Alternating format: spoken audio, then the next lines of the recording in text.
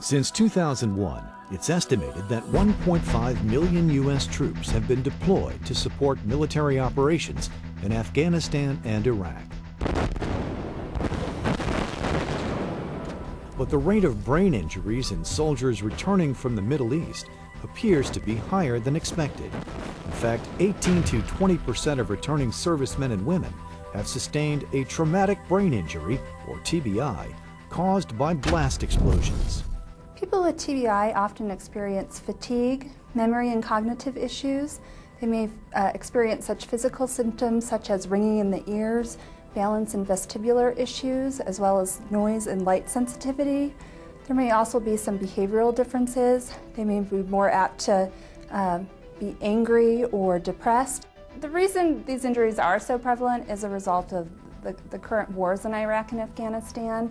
IEDs, or improvised explosive devices, are a lot of what's happening on the ground, and soldiers are at risk of that every time they go out and travel with their units, and so they're more apt to be exposed to that.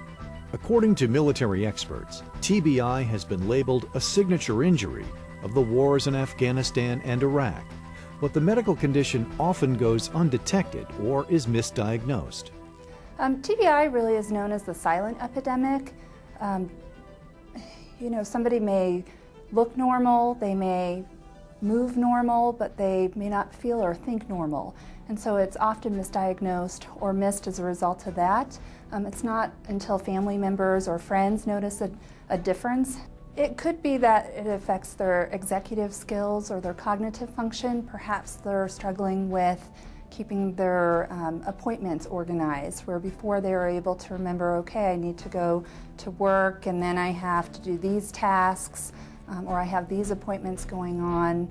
Medical professionals say returning soldiers with TBI often do not understand the full extent of their injuries and need support.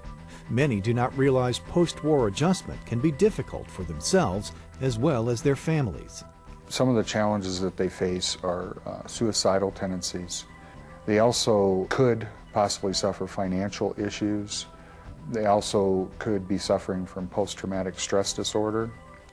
They also could be in a situation where they could be homeless, as well as feeling really actually like strangers in their own home, which causes family crisis. Many believe the key to helping returning soldiers with TBI from falling through the cracks is to provide a variety of support services and resources.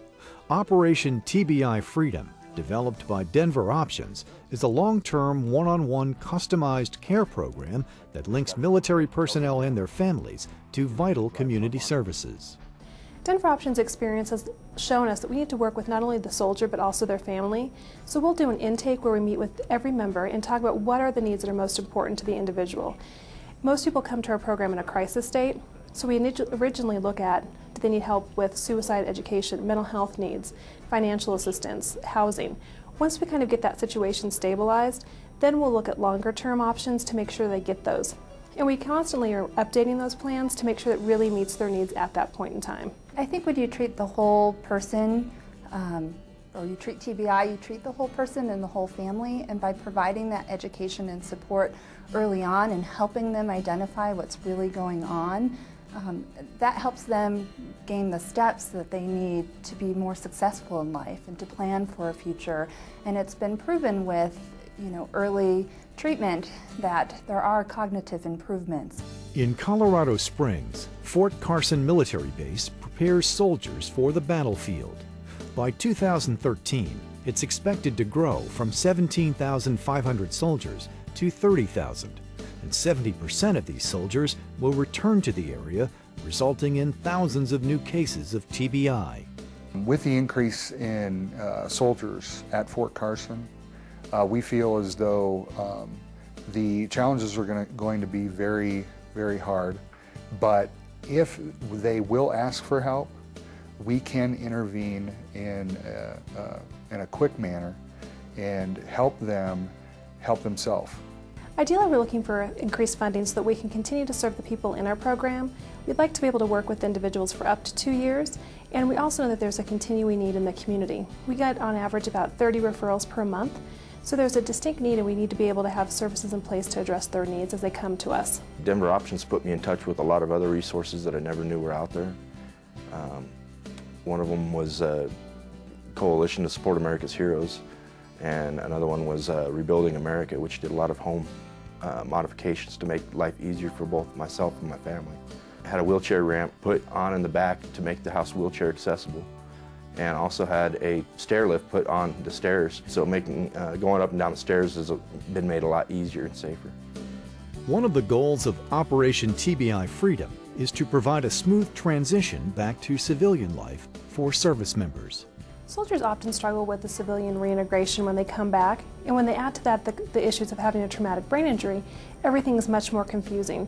When you have a professional such as a care coordinator who's knowledgeable about community resources and services, we can be there to assist the individual and their family to make those decisions and get connected to the right services.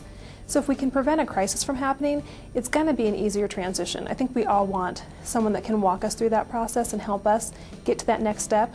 A lot of the stuff I had no idea what I needed to do. I didn't know that there were things out there available to me. You know, I didn't know there was any help. There's nobody out there that's saying, hey, this is what's there, until I ran into Denver Options. They've helped me get back on track with my life and just provided guidance and direction, which is something I've been missing out on. Operation TBI Freedom, and they've helped me establish myself and as a person again, and because I was really feeling not like a part of society anymore, and because I was so depressed, and got me and helped me get a place to where I could call home. Susie, my dog, she's an important part of my life, because when I came back from Iraq, I didn't have almost no support from the Army or anybody, and when she jumped off the couch and dislocated her disc, I went to the emergency room and they told me either they can put her down or they needed surgery done, which is $6,000, and I did not have the funds at that time. So I called John, and he said, from the TBI organization in Denver, and he said he can see what he can do.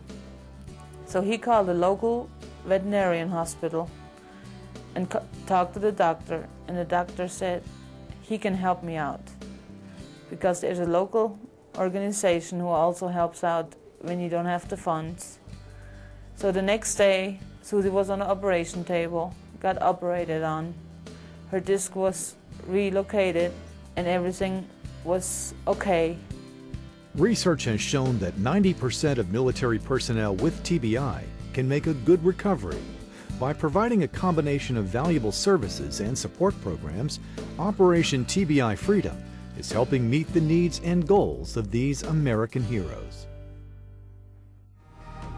To learn more about Operation TBI Freedom, visit operationtbifreedom.org or call 866-245-6600.